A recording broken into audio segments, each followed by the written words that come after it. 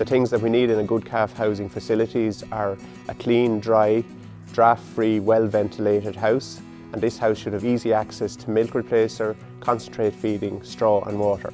Well, before any calving season begins, or before you buy in your purchased calves, all sheds should be well cleaned out. They should be power washed, disinfected and left with adequate time to dry.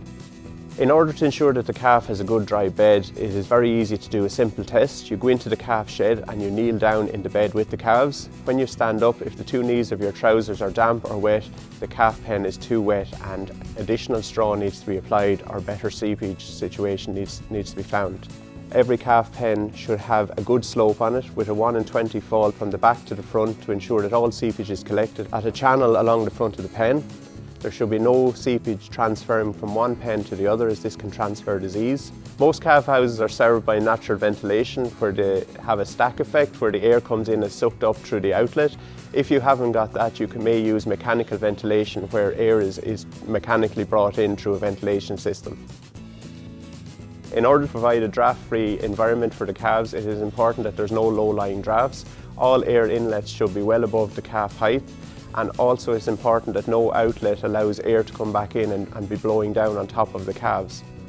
The inlet and outlet are very important in the calf shed in that they remove a lot of gases, potentially viruses that may be within the shed. So the outlet needs to be a minimum of 1.5 meters above the inlet. This should also be covered that there's no rainfall comes back in through the outlet. The inlet then should be a minimum of 2 to 4 times the outlet, and this should be above the calf height. The inlet is very well served by Yorkshire boarding, which is 2 rows of space boards, 6-inch board with a 2-inch gap. You then have a 4-inch board between the 2 rows, and you again have an extra row of 6-inch boards and 2-inch gaps. This provides a 25% inlet. Calves can be housed individually or in group pens. Individual pens are generally 1.5 meters by 1 meter and can be very useful for preventing transfer of diseases. In reality, most farmers would use group pens for a labour efficiency and also for space allowance issues.